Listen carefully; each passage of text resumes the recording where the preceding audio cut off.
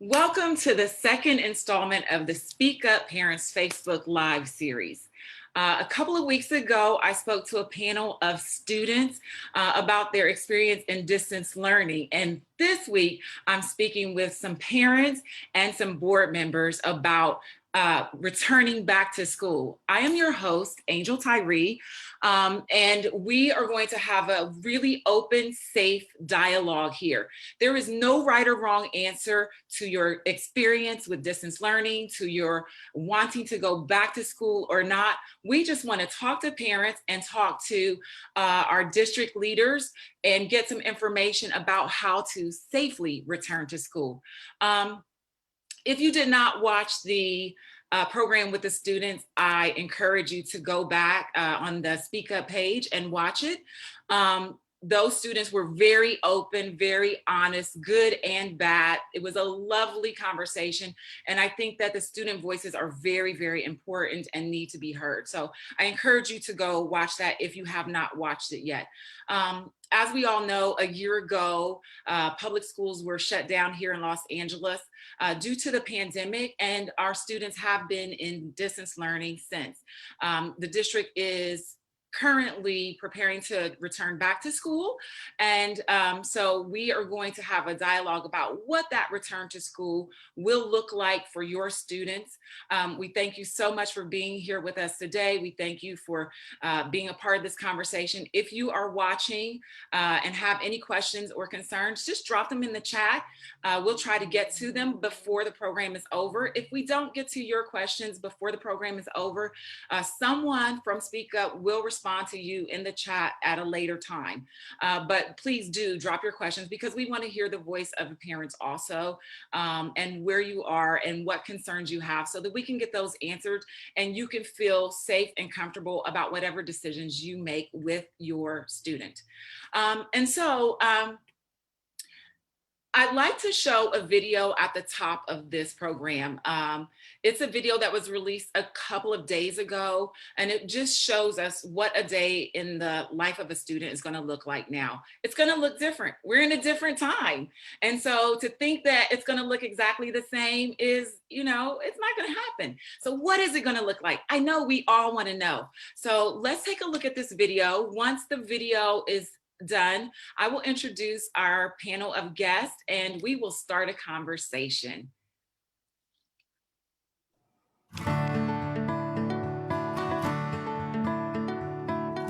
Hi, I'm Mia, and I'm in second grade. I'm really excited about going back to school. I know that lots of people have questions about what it will be like. My friends and I got to visit our school, and we made a video about our day. Some of my friends took the bus.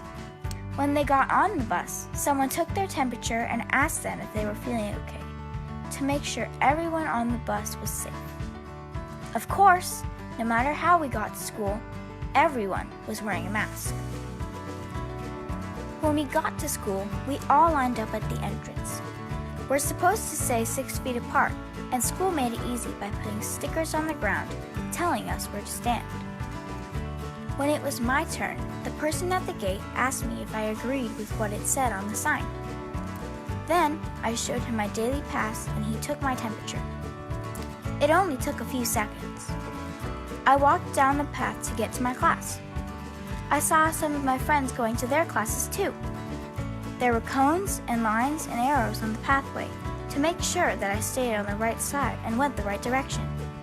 When I got to my classroom, my teacher brought us in one at a time and showed us where to sit. There weren't as many desks in the classroom as usual, and they were farther apart. And we each got our own supplies. It was really great to see my teacher and friends in person and not on Zoom.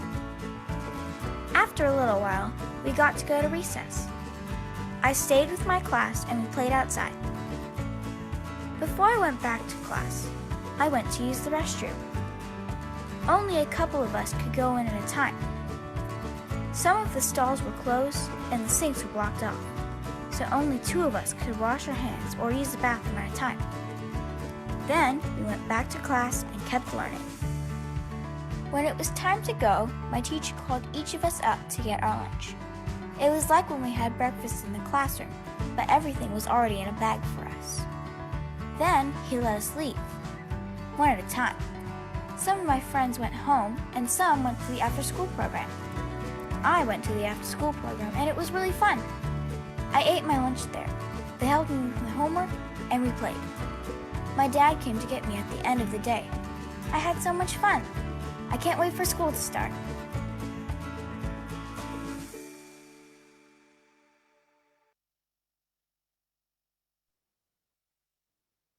Well, that certainly looks different. Yeah, yay. So I like to do this too. Thank you for that, Tanya. This is our silent applause, so we're all not making noise, but that was a different looking day. And I'm grateful that we could actually see what school might look like for our students as they return. Before we get into our panel, I just want to welcome and thank our board members for being here. We have Tanya Ortiz Franklin from Board District 4, and then we have Nick Melvoin from, oh, I got that wrong. I'm sorry, guys, from Board District 7, and then we have Nick Melvoin from Board District 4. I had a student in Board District 4 for K through 5, so yeah. Yeah, and then so we also have, where is he? I don't see him. There he is. We have from Cowan Elementary School, we have Mr. Richard Da Silveria. Can we call you Mr. Richard on this one? Awesome. Thank you, thank you, thank you. And so these are sort of the voices that will give us the hard facts maybe about what it looks like to go back. And then as parents, our panel, we want to talk to you about your students and going back. I'm going to open by show of hands. How many parents here feel prepared to send their students back to campus for in-person learning? Well, that looked, oh, okay. We had 1, then 2, then sort of a 3, and then definitely a shaky hand. Awesome. Okay. Well, thank you for your honesty. Thank you for telling us where you are with that. And I just want to open the floor with Maggie because Maggie opened first. Bam. And I had Maggie's daughter on, McKenna, 2 weeks ago when I talked to the students. So Maggie, I want to open the floor with you. And I want to just talk about where you are with sending your students back to school, your child back to school. Unmute yourself. Sure. Hi.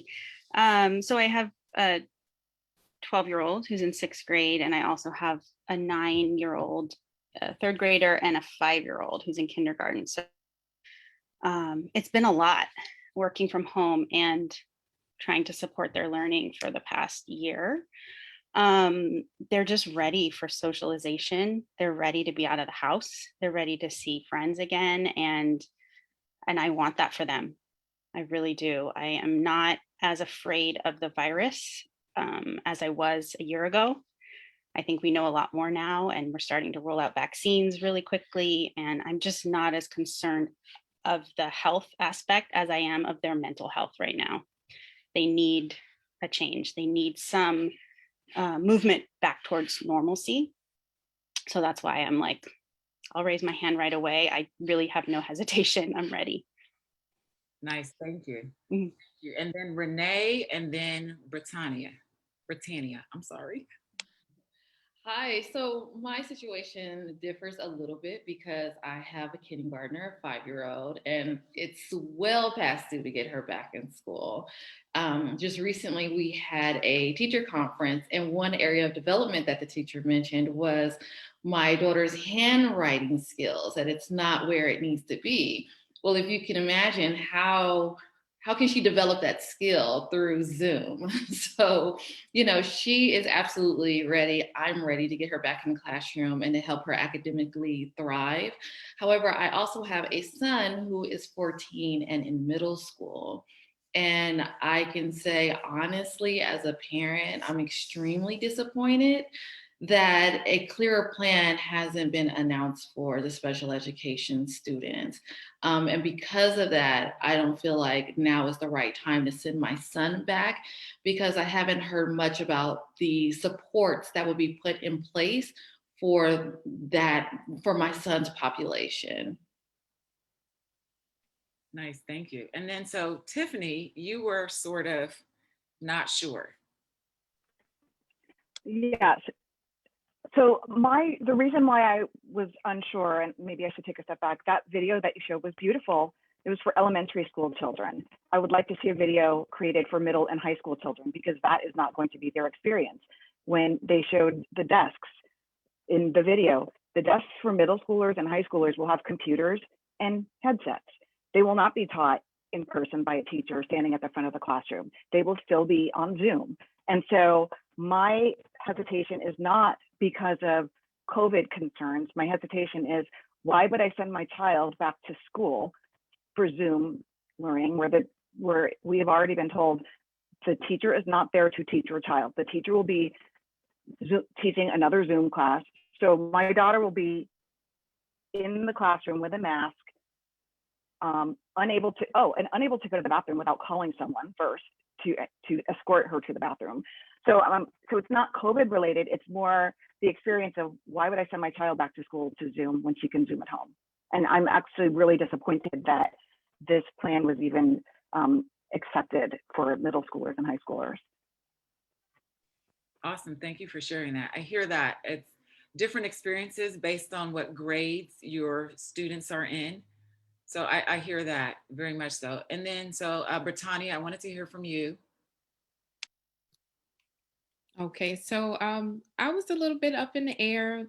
Some days I felt it was okay to send my son back to school. He's a 9-year-old boy, and other days I was just reluctant because of the type of social and mental environment that he had experienced prior to the pandemic. You know, one thing we all have in common with the kid is we've all been children in school before, but not during a pandemic. So the environment, I want to make sure it's change and improvement for not just him, but for everyone. You know, is something that's really concerning. Some of these children have not left the house since the pandemic have started. They are in apartments, they are in homes, they are moving, and that's a lot for kids to bear. And I'm more concerned with mental well-being than I am with school, because we know we can catch our kids back up, but mentally it's taking a lot out of kids. I hear that. Totally fair question. So I think I want to start with Nick and Tanya, just sort of speaking to elementary first, because that's a different sort of, ball game than middle and high school. So, and I think we had a mix of both here. So that was a great video. My concern when I watched the video was, but wait, if there's 30 kids, how's there space for everyone spaced out like that? How is that even possible? So if we can speak to that first. Nick's doing the polite thing. Well, right now we've heard from, what are we at, Nick? Maybe 70% of our families have completed the return to campus survey, where families get to tell us which option they're choosing, because absolutely it's a choice for each family. And as we heard from Renee, even for each child, it might be a different choice. And I'll just say, in my district, I get to serve South LA, Watts, Gardena, Carson, Wilmington, Harbor City, down to San Pedro. It's really mixed. There are some schools where there are more than 50% of students that want to come on campus, but that's the minority of my district. The vast majority of my district is fewer students want to return to campus, or their parents have selected for them if they're in elementary. And so when you have less than half of your full class, it really does work out well to do the hybrid. I think a bunch of us have been visiting schools to see what the physical arrangements look like. And just this week got to go to a couple and see the desk spaced out, how students would get their materials, how they would line up to come into classrooms, very similar to the video you saw. And you might have also seen the new guidance that we actually can be a little bit closer. And so I hope that encourages families, while we're still planning to keep everything at least 6 feet apart, that if students are playing with each other outside or walking by each other in the hallways, that they might feel a little safer, that the virus will still be under wraps, especially if we're wearing our masks. So, I think for the district that I get to serve, it's really diverse. And so some families are ready and other families are not, just like the folks we got to hear from today. And in part, it's because of your personal experiences. And in part, it's because what will my kid really experience when they're at school? And we know a lot of elementary students in particular want to play, they want to see their friends, they want to, touch things, because that's what little kids do. So there's definitely a lot of planning going on for that right now. Yeah, and first of all, it's a pleasure to be here. Thanks all for joining, and thanks for your candid comments. And I hear everything that's been said. I think to just echo my colleague, we've been equating this to like planning a wedding without the guest list, which is hard to do. And now you have all given the schools, and Mr. Richard, our principal, like the guest list, and now the fun really begins, right as we're supposed to be on spring break. And I want to thank Richard for joining us today, because technically it's his vacation. So I think, as Tanya was saying, nobody thinks that hybrid is pedagogically sound. No one's like, this is the way to run school. The two limiting factors for us have been the need for stable cohorts and the 6 foot, which is now evolving distance. And so the cohorts, when we talk about secondary, is really the limiting factor. It's why Chicago, San Francisco, Pali High, a charter school in my district, they're not going back. And they are in different ways, but not for the core instructional program, because the cohort. The limiting factor for elementary schools, because you are in a stable cohort of just your second grade class, let's say, is the 6 foot rule. And now that has become 3 feet, it gives me a lot of hope that for the fall, we can have what could look like a normal school day. Now, our superintendent has said that, given all the preparation that schools have been doing, the labor agreement, et cetera, that we're not going to be utilizing the 3 foot guidance in the next few weeks. But so the 6 foot rule. So you think about, can't have 100% of kids come back in the second grade hypothetical because there's not enough space. So you can have 50%. Now I have a range of schools in my district as well, but I definitely have some that are at 95% of kids coming back, which on one hand is great. It shows that we build confidence. That I think kids, my hope would be eventually we do, of course, get 100% of kids back on campus in person. We know that we have a lot of work to do to build that trust. In those situations, we have 2 cohorts, and we'd love to hear from our principal about what they're doing at Cowan. So if 50% of kids come back in elementary school, ideally, excuse me, they'd all come back in the morning for in-person learning. So then in the afternoon, the teacher is teaching the remaining 50% of students who are virtual. In those outlier situations, like a school with, let's say, 90%, in the morning, the teacher would teach about 45% of the students in person. In the afternoon, the teacher would teach another 45% of the students in person. The kids who choose to stay on campus for the other cohort would have childcare, tutoring, homework help, outdoor play. I will think one thing I am still trying to get the district to change is our play equipment procedures. I think playgrounds should be open fully. The city and the county have play structures open. I think they should be open. The rub, and what schools and Principal de Silveira can talk about what we're doing at Cowan is, okay, so in that example that I just gave, what about those 10% of students who are staying virtual? And different schools are handling this differently. Some are switching to a virtual track. So there might be a second grade teacher at this fictional school that is going to take all the virtual students.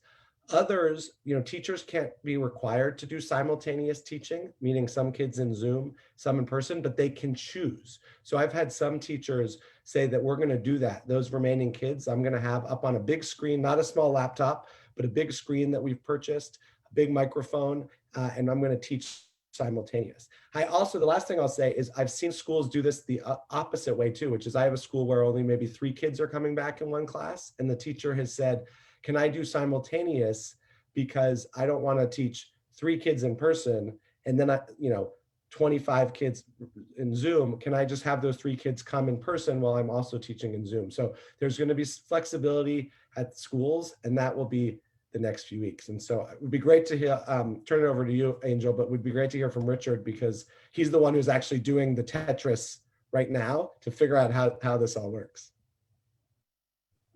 Right. So, Mr. Richard, we'd love to hear from you. And we actually have a short video of inside one of your classrooms and what that looks like. So I don't know if Brandon's queued up for that yet because I told him that was coming later, but I think now might be a great time for it. And if you could talk to us about sort of what you put in place in your school and how it's going to look there. And just know, like, I know as a parent, and all parents listening should know, like right now it's a moving target. And, the district is really trying to hit a target that is constantly moving, and that is challenging. So as a parent, I am understanding of that. And parents, I implore you to also be understanding of that target moving. It went from 6 feet to 3 feet recently. So things are always changing right now. Oh, the video is ready. Let's watch a video of your classroom, Mr. Richard, and then we'll hear from you. Well, it's just a short clip just showing what this room looks like.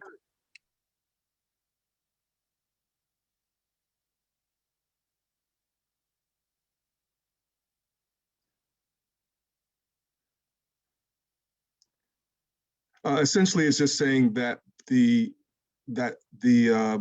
procedures and the things are in place to make sure that kids are safe. I think some of our parents asked to know what a classroom would look like.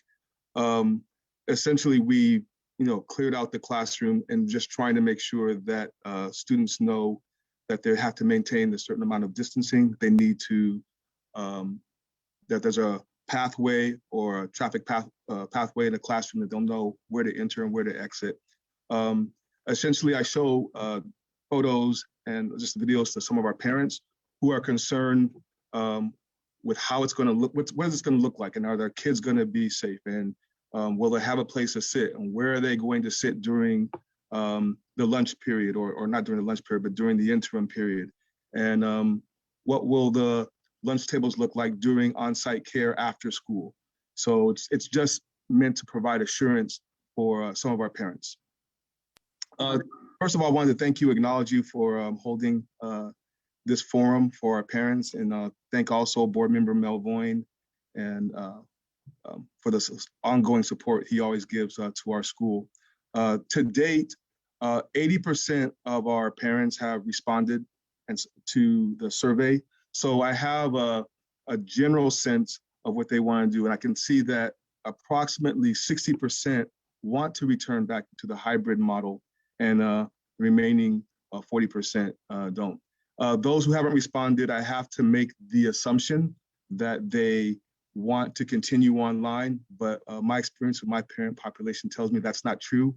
They just need more information. What I also have also noticed is that as it stands now, I think I'll have to place the majority, everyone who wants to come back to the school physically will need to attend in the morning so that I can accommodate and fill up to capacity, which is 13 children in the room, fill up to capacity so that there's 13 children in the room, so that the PM session won't be taught by a sub.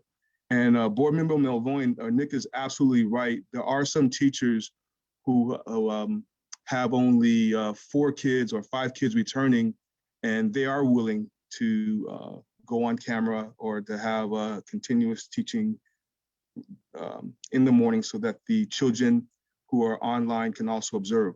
My concern with that is that, and I spoke with some of my parents and was working on this before, is that I think you need a little better equipment to pull off that. I don't want a teacher, for example, in the morning, utilizing Zoom, but the sound is hollow and they can't interact with the students. So there has to be, a special camera, audio equipment, and that projects the students who are in home, who are at home, something that will allow the teacher to actually interact with the students. I don't want the students who are at home like watching TV. That's a no-no. So the reason why students are coming back is so that they can have social interaction with their peers, but more importantly, a more real experience with their teacher. And I need that to happen. But I have a lot of teachers who are willing to say, you know what, I don't mind if I can accomplish that. I wouldn't even mind teaching throughout the day and actually getting more instruction beyond the 3 hours. So I think some teachers are looking forward to having a full day so they can also incorporate their science and their social studies and other core subjects, and not simply be limited to English language arts or math. So there's lots of options out there. Of course, there is the UTLA contract, but I have a lot of teachers who are really enthusiastic and excited about coming back and want to see their kiddos again. That's wonderful. Thank you, Mr. Richard. So there was mention made a couple of times about the survey. If you're watching and you have not completed the survey, please complete the survey, please. It really helps the district and the principals and the teachers to know who is coming back and how to support the families and what they'll need. So if you have not, please, and I think like I got something like the deadline is extended. Yes, the deadline is extended. So please, please, please, if you have not, complete the survey. It really helps to make the education services what your student needs. Make everyone know what to do, how to accommodate families. So please do that. Now I want to move on to the parents who did not raise their hands, because that says quite the opposite. You are not ready to send your student back to school. And so I do want to hear from you now. So I think I'm going to start with Kevin, and then we'll go to Alberta. Okay, well, for me, I'm ready, but the question was I prepared?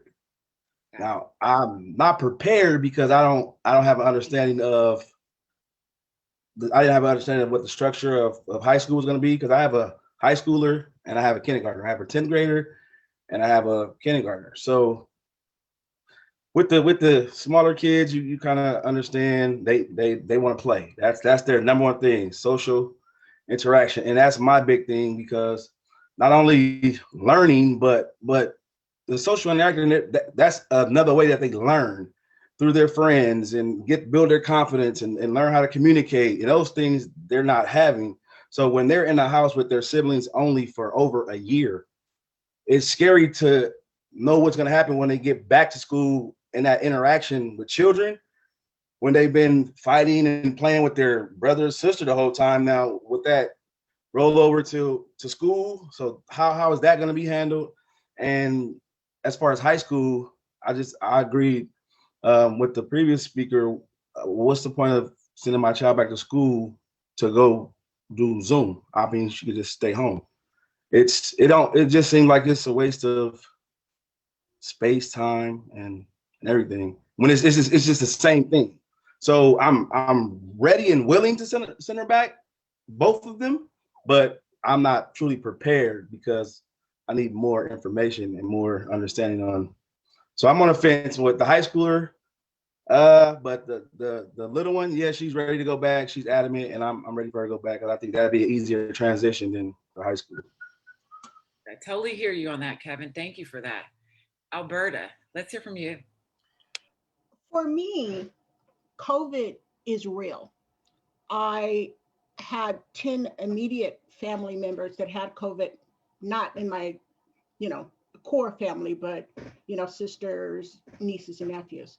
I've had several family members that have died from COVID, in addition to several friends and their relatives that have died for COVID. So it's real.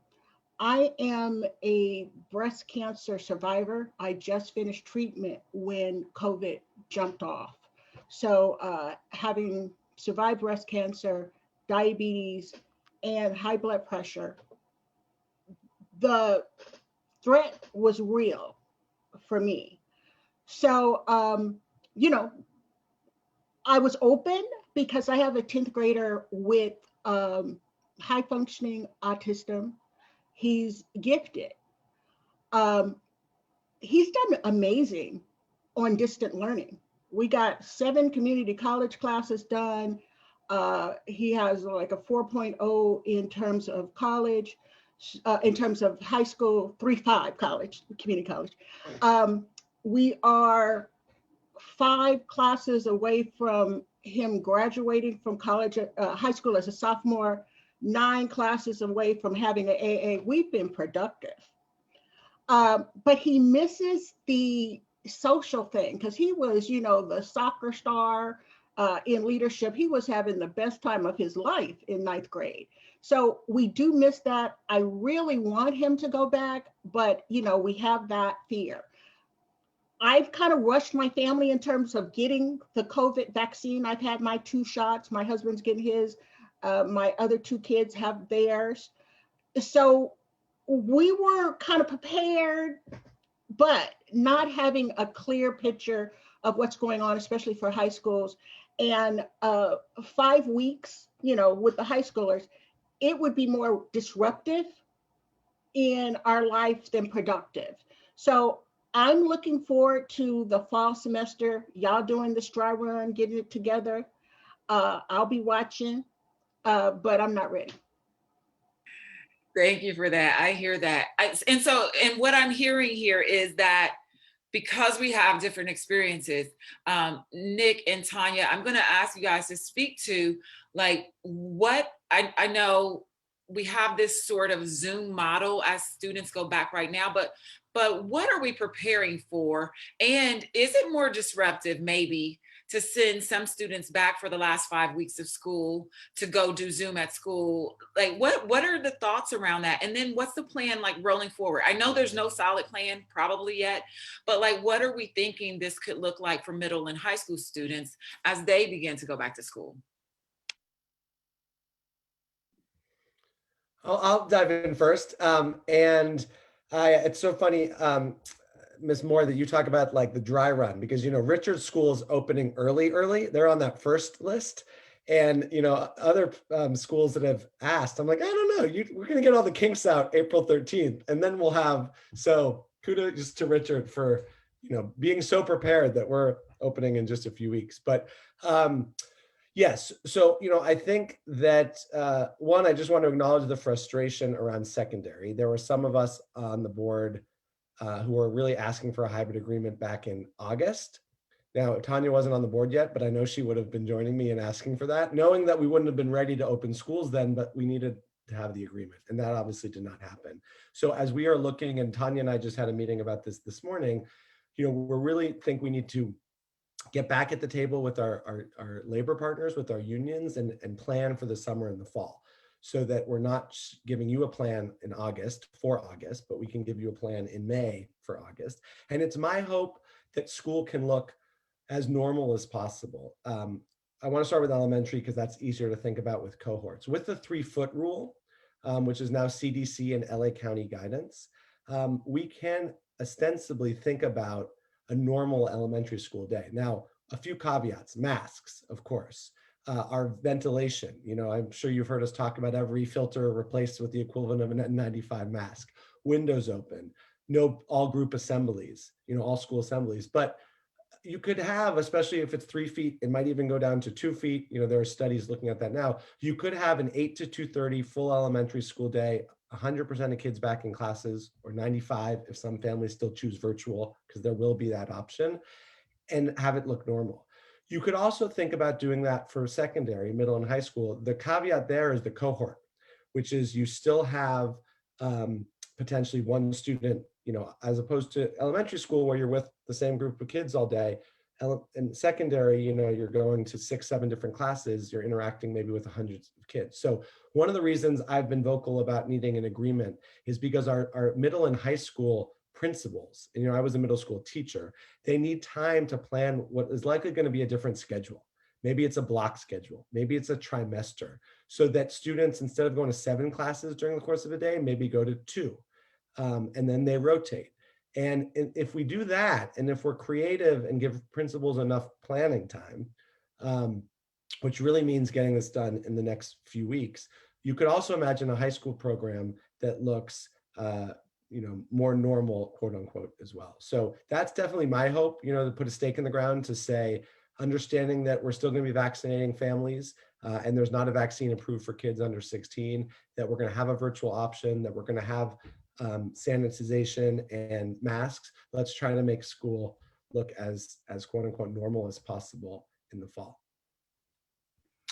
And I'll just add, we have similarly been asking about summer school as a next step, the bridge between the spring and the fall, and more to be coming soon. As Nick mentioned, we were just chatting this morning about it, but there should be some offerings on campus, potentially in the core instructional areas in the morning and then enrichment in the afternoon. And one of the great things that's come out of distance learning is that kids can take enrichment program classes across the district. Like you've probably seen some of the videos about animation or about guitar, but also what was the other day I saw, like, not anatomy, but there was some college course that I was thinking about. It will come to me in a minute.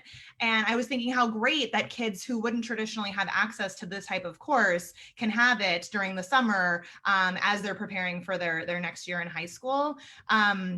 The other thing that's on the family return to campus survey that I just want to highlight in this moment, because I think it relates, is the preference on 10 days of additional instruction, because we've talked a lot about the operational pieces, but it's also about the learning opportunities. And people have been sharing, you know, how much did students learn this year? Well, it might not have been on learning targets for the academic preparation that we would have in a traditional brick and mortar school, but kids are learning a lot, right? We're learning a lot of social emotional skills, compassion and empathy, resilience, independence, and we want to keep the academic preparation going for college and career readiness. And so if you haven't done your survey yet, it asks if you want to do 10 days in August or 5 days in August, 5 days in December, or no additional 10 days at all. And we've been talking about, well, there are some families who would really benefit from the additional 10 days, and there are others for whom that might be a real challenge. So again, can we think about offering choice? And can we be really strategic about how we use those instructional minutes to keep our kids on track? There's some questions coming up about, should I retain my student or should we remediate? We're really trying to shift the conversation to accelerate learning, keep giving kids access to grade level standards, keep preparing them for the future. You know, it's not always helpful to look back and lament when we can take every opportunity to keep looking forward. And so I would just say, in addition to all of the operational pieces of what does this look like, we're also asking and thinking creatively about what does this feel like, and what kind of student outcomes will we expect to see when we really think tightly about instruction and college and career preparation. That's our first job, right? We got to stay focused on that. Awesome. Thank you both for that. And I think that's really an important piece you brought up, that the students have been learning. I think it's so important to acknowledge the students for learning in whatever ways they're learning right now. We as parents sometimes are worried that our students aren't academically on track, or that there's been learning loss. But I think we also have to acknowledge that our students are learning a lot about themselves and about other interests. And I think we've got to encourage that also. So thank you for adding that. For the 10 days, I had a question. For the 10 days additional, would the students do that virtually, or would they actually be 10 days extra coming to school? I think it depends. I think we're not yet there, but we should be talking about those kinds of options. We could also imagine a couple of days of preparation for teachers, and then some version of online, some version of in-person. But we would encourage you to weigh in. We do have board meetings now almost every Tuesday where we get to hear public comment, sometimes from the same public comment speakers. We all check our emails, board members at lausd.net. But this is exactly how we should be engaging our community to figure out, what do we do with not just those 10 days, but really the 180 rest of the year, to make sure that we're meeting the needs of every kid. So TBD. Awesome, thank you.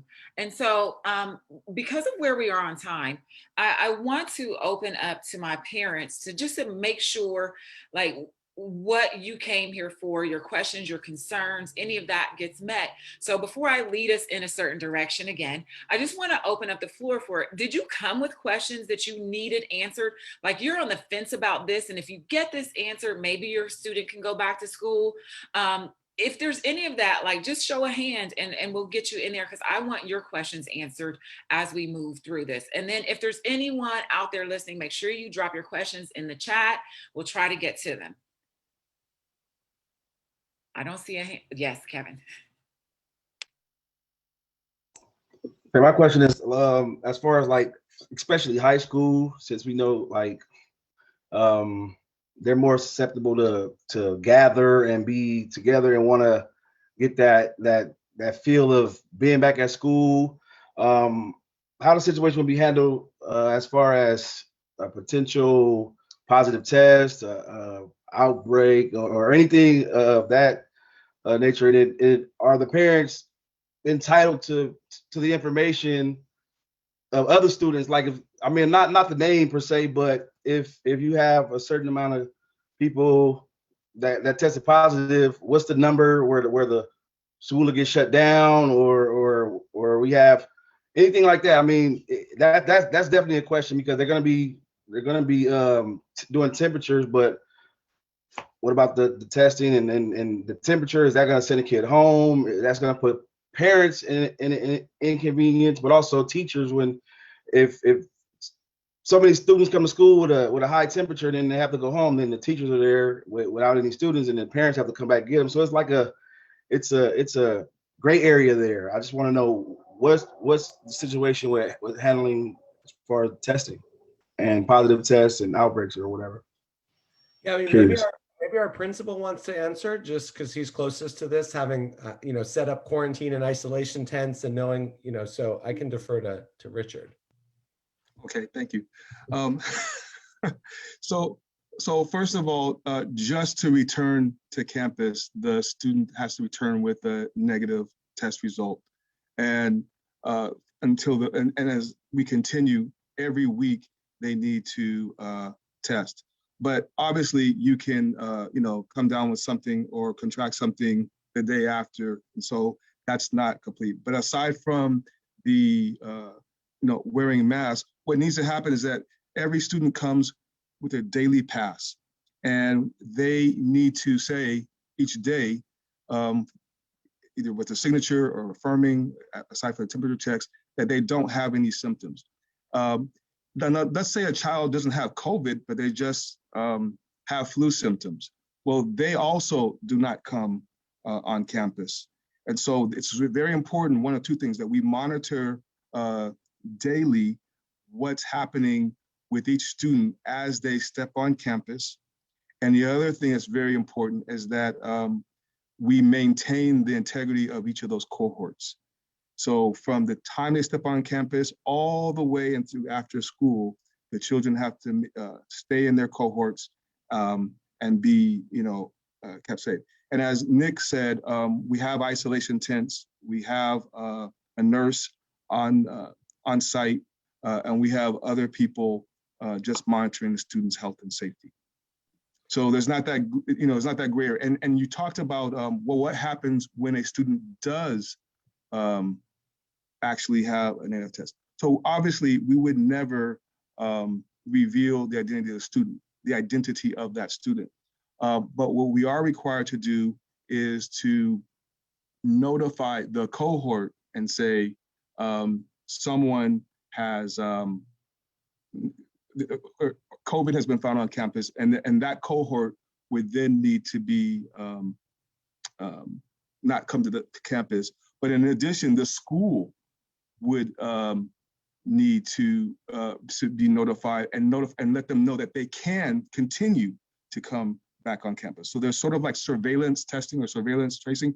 We would want to know and monitor who the student who's affected has come in contact with, and then we would notify those families in that particular cohort and just sort of try to contain anything that might happen. Mr. Richard, just to clarify, if one student in a cohort tested positive, then the entire cohort is... Yeah, almost, because the students have come in contact with them. So we would notify that particular cohort. That's my understanding. Okay. But the school would have to be notified. And again, the identity of the student would never be divulged. Right. But parents essentially want to know what's happened, but can I come back, or should I stay home and be isolated? So there's that differentiation. Right. And then so if they're all sent home, how long are they sent home for? I believe it's, Nick, is it 2 weeks, 14 days, or? I think it's 10 days is what the. Thank you, Board Member Teese. That's how you do that, 10 days. Yeah, thank exactly. you. Yeah, I thought it was 2 business days, or is that just 10 days? Because parents need to know. Figure it out. These are great. My understanding is 10 days. Got 10 days. Got it. And then, so talk to me about the isolation tents.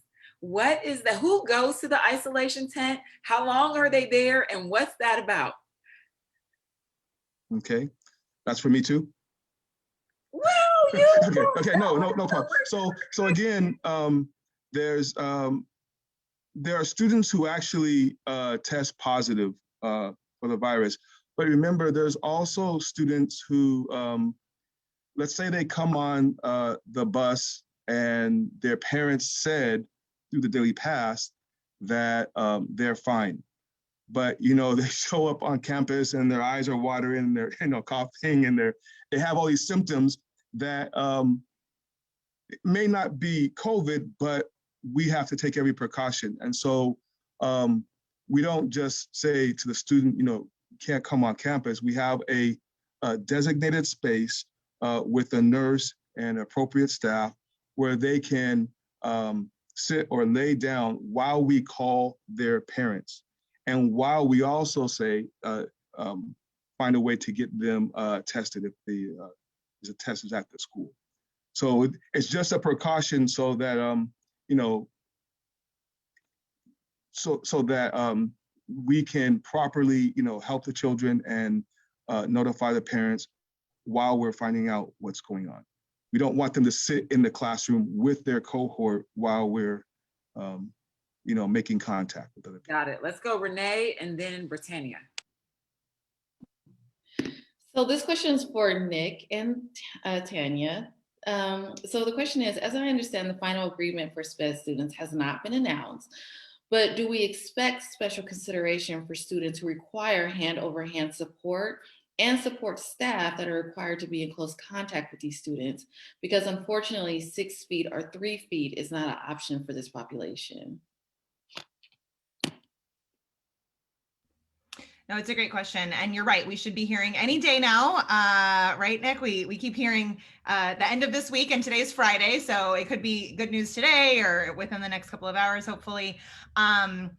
There will be the agreement that does its best to make sure that students and staff are safe. And we know there's more of a risk between adults than there are between kids. We also know that great educators and school staff will operate with their professional skills and probably want to get a little closer here and there to make sure that kids are meeting their academic goals. And the good news is if it's less than 15 minutes that you're really close, your risk is pretty low, especially if you're wearing masks.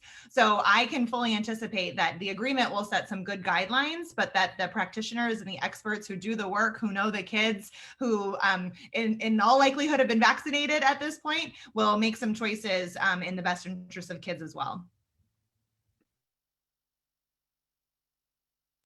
Awesome. Britannia? Yes. So, by the way, this is my principal, Mr. Richard. So you might want to answer this as well. You're the man today. So what can I say? My question is, what is the plan for the social emotional development for the rest of the school year for the kids? And just to remind everyone, I have a 9-year-old boy in the 3rd grade, but for everyone, but primarily the 3rd graders.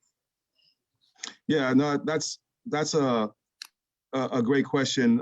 I also like what Board Member Ortiz said. It's there's the logistics of keeping the facilities clean and going through those motions, but it's also about learning.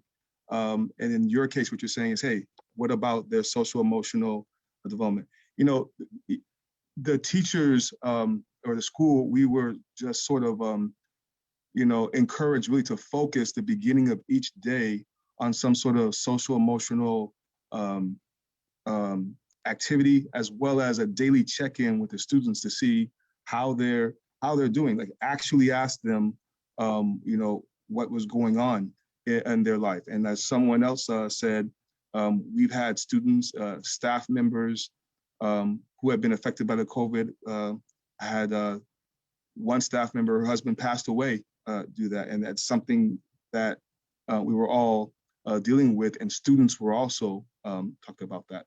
But the essence of it is, in a 3-hour period, our plan is to start the day with just a check-in in terms of I wouldn't call them restorative justice circles, but where someone during the class, someone's able to go around and just check in and do a daily check-in and say, what's going on? What do you need? And if a child does show signs of just distress or that mild depression that so many people have been dealing with, we want to refer them to mental health services and talk to them. And we've already done that. We've even online, the children who are online, a mom just said, my child's really taking a hit during this time. He's not doing work and he's shutting down. He's not able to perform academically because emotionally he's just crushed and not able to do that. And it's more than a notion to ask children to continue to work, continue to perform when they're not whole inside. So what's in place essentially is daily check-ins, use of school mental health services, and our third-party providers of counseling. Cowan specifically partners with the Pacific Asian counseling group who provides services for students that we refer them to. So those are the things that we can do. And as you can see, most of that is work outside the classroom, because in a 3-hour day, what we really want to do is just say check in, see how they're doing, talk to parents. But we only have 3 hours to get in what we need to accomplish. Totally. Kevin, I'm going to give you, but just go ahead. If I could just add 2 quick things. One, to Britannia's point, one is that Richard's the man, not just today, every day. So big kudos to our principal, but also this is definitely something the board is focused on, the collective trauma and making sure that this isn't an afterthought. We've already, the superintendent has already made certain decisions, and I don't even know if our principal knows that, for example, the central office is going to fund 5 days of a psychiatric social worker at every school in the next year. But we're also figuring out with this new relief. I did not know. Thank you. Yeah. Yes, everybody get that. Yes.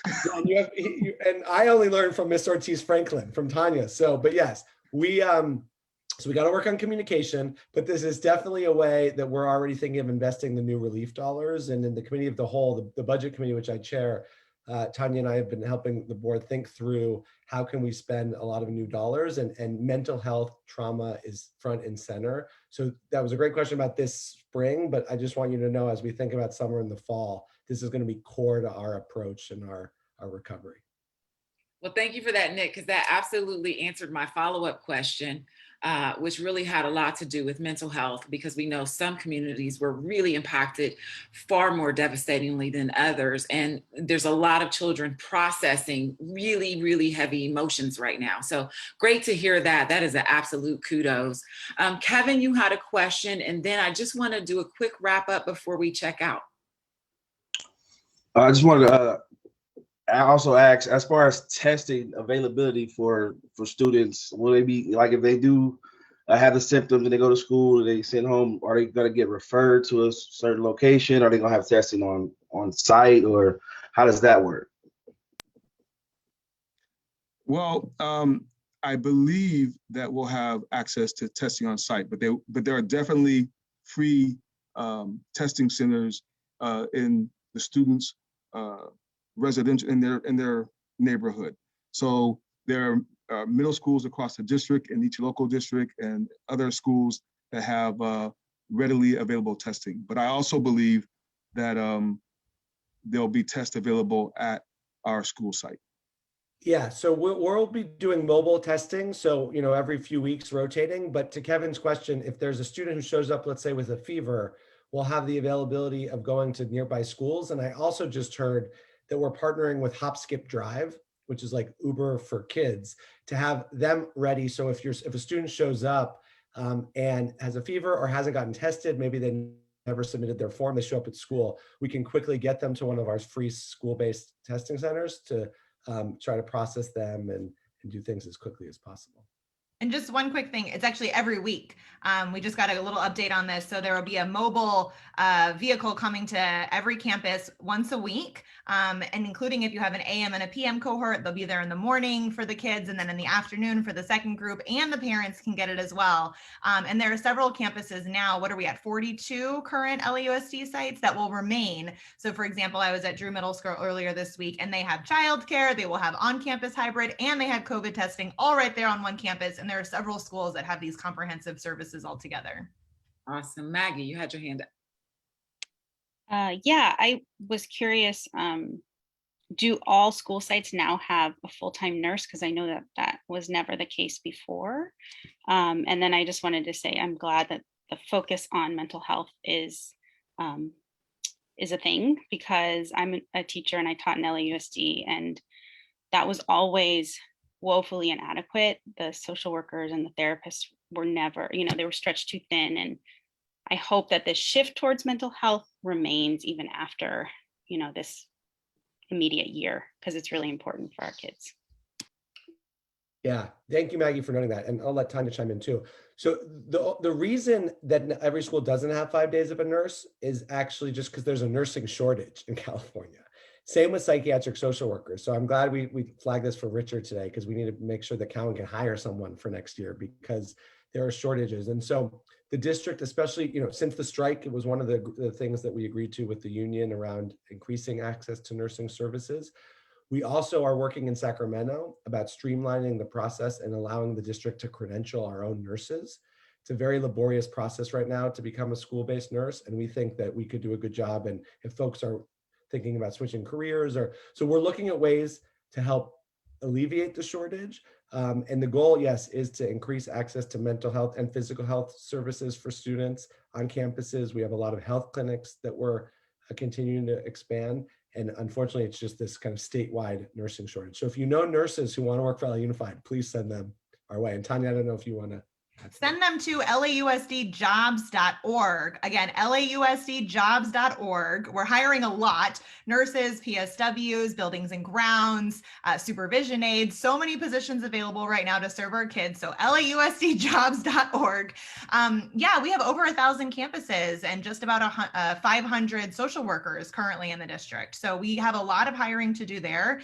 And where not possible to have a full-time either nurse or social worker on site, they'll be split between a couple of sites. We're also partnering with a lot of different organizations, Children's Institute and Pacific Clinics, and there's communities and schools. There's so many that do therapy on campus, and we're grateful for their partnership. Another thing we have to work on is getting them back on campus as quickly as possible. So we're going to hopefully follow up on that soon, but there is a huge demand. And so yes, please encourage folks, if they're at all interested, to apply and work with LA Unified. Awesome, thank you. Well, we are at the end of our time, and with respect for time, we will not go a minute over. If you have questions, if you've been watching and you have any questions, drop them in the chat. Someone will respond to you. Please, as parents, be understanding that no one signed up for this pandemic, but we're all working to take care of our students during this time. And so it was an odd time. It's been an odd year. We all know it. Anyone who has children in school understand that. So just be a little patient and forgiving with our teachers as you go back to school, with your teachers if you are staying home in remote learning. The teachers are going through it too. And as I mentioned before, this is an ever-moving target. So our district board members, our teachers, our administrators are really trying to move with the target to best serve our students. And we have to know that they entered into this field to work with your student because they love our students. So please just keep that in mind and in heart as you make decisions about sending your kids to school. I too have a child in school, so I understand this. Speak Up will be sending a parent survey out to hear about experiences in distance learning and feelings about reopening or sending your kids back to school. So when you get that survey, please fill it out and return it. again, it really helps us to know what to do with your student as they come back to school and what your students need to come back or to stay at home. So thank you all for joining today. Really appreciate it. Everyone gets a round of applause. Thank you so much. It almost seems like not enough time to answer all the questions, but I think that we did get some of the answers out. And what we did learn is that maybe there's not enough information out. So we need to be working on rolling more information out for students or for parents to feel really comfortable about sending their students to school. So thank you, Nick. Thank you, Tanya. Thank you, Mr. Richard. And thank you to all my parents. And thank you to Katie for pulling this whole thing together. I appreciate you all. Have a great day, guys. Thank you.